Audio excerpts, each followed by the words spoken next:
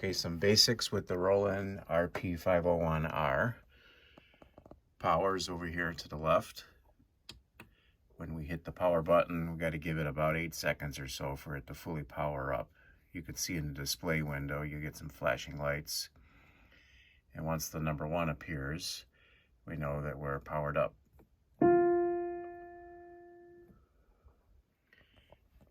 Next, you may want to adjust the volume. Right here, pretty plain. Usually about 80 is a good volume, give or take. And as far as the piano mode goes, it defaults to number 1, and you could try other pianos by hitting the plus sign. 5 is a nice piano on strings.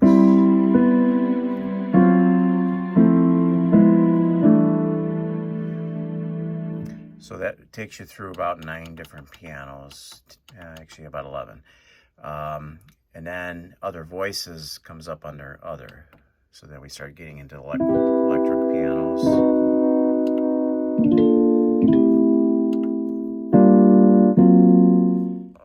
The piano also has functions for playing songs that are built in. By just hitting the song button, you can go through numbers of songs here, hitting the play. Rhythms, same way. Now, if you accidentally, as I've done, hit one of these buttons and you want to get back to a regular piano mode, just come back over and hit the piano here. And then we'd be able to dial it back down to the piano. If split is on, we want to switch that off. Using the metronome, we've got the metronome button right here. Once we turn it on, it displays the current tempo, which we can change here.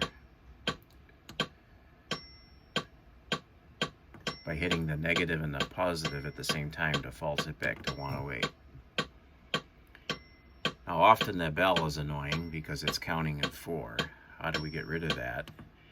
We hit and hold down metronome and hit the negative. You can see that's a 4/4 time. You can go to a 3/4 if you wish, 2/4. But if you go all the way down to 0, you get rid of the bell entirely.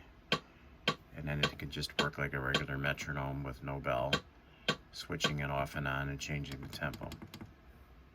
Using transposition on the piano, we have to get into the functions. Hitting the metronome and split key at the same time brings us into function 01. Using the plus symbol, we can go through the different functions. We want to go to 05 for the transposer. Once we're at 05, hit the flashing green button here. 0 means you're at normal pitch, and then negative, so forth.